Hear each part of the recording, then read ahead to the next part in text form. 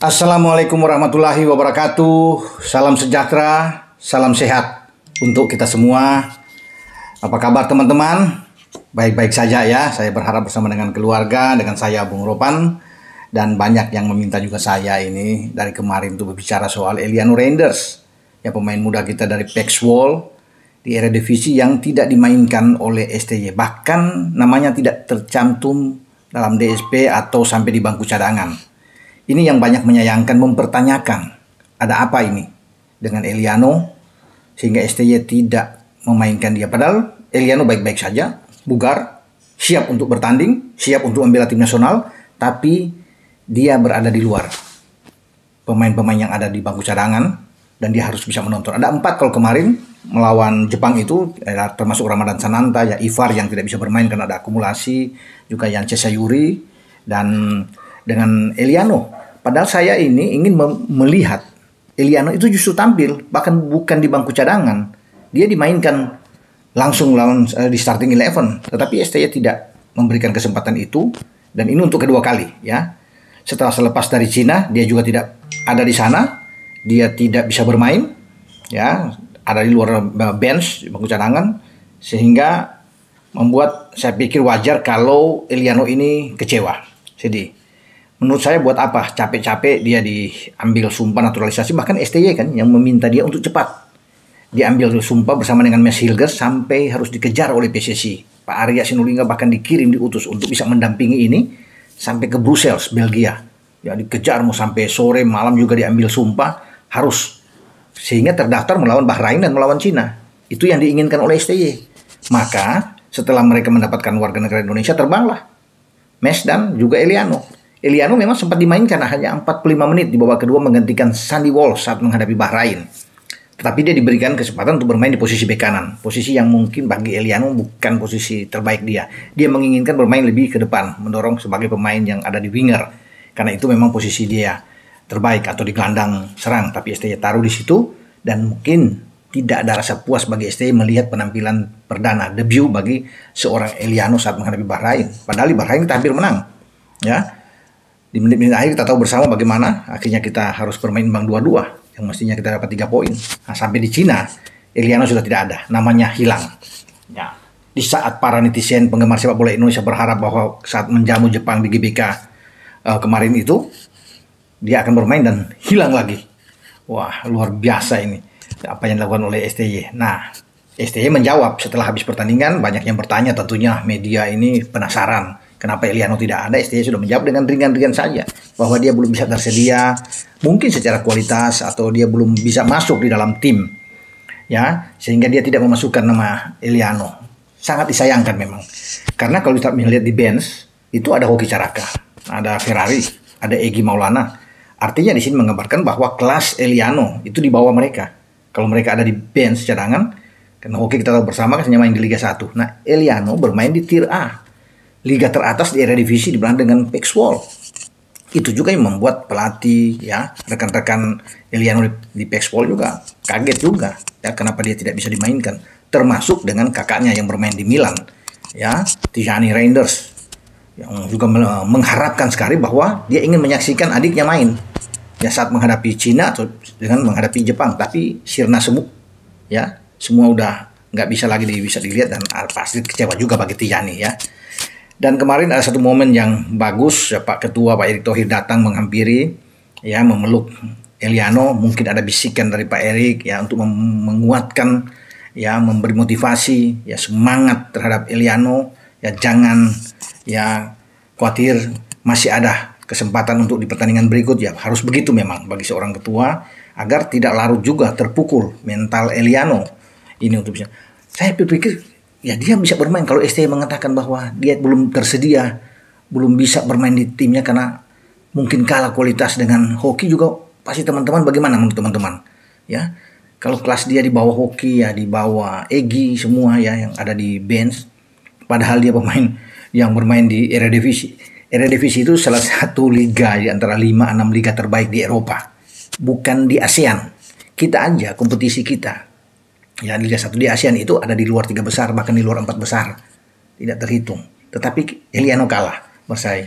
Dan STY lebih memilih pemain-pemain yang ada yang saya bilang tadi itu. Dan ketika Pak Erik memeluk ini, saya pikir Pak Erik sudah memberikan sebuah ultimatum bagi STY untuk memaksimalkan apa yang sudah dia lakukan. Karena ini perjuangan Pak Erik juga sebagai ketua umum, ya. Untuk apa Eliano melepas semua kewajiban dia, semua hak-hak dia di Belanda, ya, untuk sampai ke hari tua, mungkin dari masalah kesehatan semua kan di sana kan terjamin, ya. Orang nggak kerja aja dapat gaji kok. Jadi semua dia buang demi untuk Indonesia, demi untuk Merah Putih. Dia siap berkorban itu dan dia siap datang. Dia ingin artinya membalas kekecewaan masyarakat Indonesia terhadap kakaknya juga yang berharap dipanggil tapi akhirnya memilih Milan dan bermain di tim nasional Belanda, dan dia menutup itu semua dan dia datang, dia siap untuk bermain, tetapi dia tidak dipakai. Bahkan ada yang mengatakan itu dicampakkan lah dia ini, ya, oleh STY dan macam-macam lah.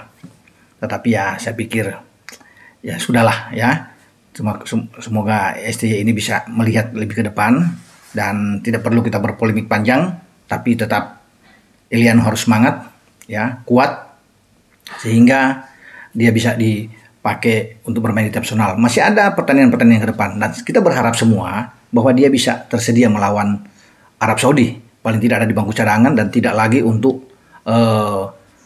tidak bermain sama sekali, ya, diparkir lagi. Tapi ada kemungkinan juga STY tetap dengan kekeh, ya, dengan egonya yang mungkin agak tinggi, memarkir lagi Eliano tidak bisa bermain. Ada kemungkinan, ya, kita akan lihat nanti sampai sejauh mana. Kalaupun dia ada di bangku cadangan misalnya, belum tentu dia akan bermain, ya, bagi Eliano ini. Jadi memang sangat sayang, ya, kita sudah ambil dia jauh-jauh, dia terbang, ya, dia sudah ada pengorbanan yang luar biasa, tapi dia bahkan tidak dipakai sama sekali di timnas, ya, karena banyak juga netizen ingin melihat, ya, bagaimana dia bermain di GBK. Ini kesempatan bagi Eliano kan untuk tampil kalau dia memulai debut dia di Bahrain, tapi sekarang ini mumpung dia ingin sekali tertantang untuk bisa memberikan yang terbaik bersama dengan teman-teman yang lain untuk tampil di GBK, tapi ya tidak dapatkan itu, ya, bahkan untuk pertandingan melawan Arab pun sulit.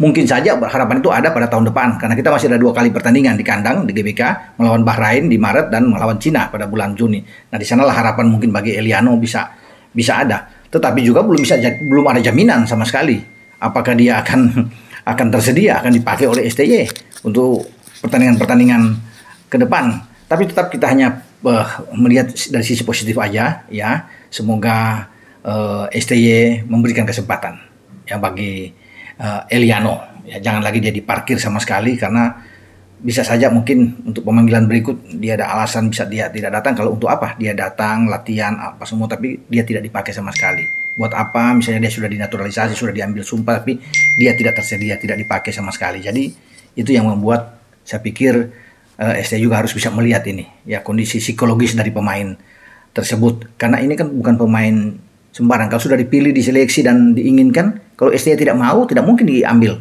ya, pemain diaspora ini. Kan semua juga dari STY juga. STY yang melihat ini dan mengusulkan. Ya, kalau STY tidak mau dengan Eliano dari awal, STY mengatakan tidak, sehingga dia tidak diproses. Masih bisa dicari pemain yang lain. Tapi karena STY juga menyetujui, sampai dia dikebut juga untuk bisa datang. Nah, ketika dia tidak bisa bermain, itu kan banyak mengundang pertanyaan. Dia tidak cedera, dia tidak ada masalah apa-apa.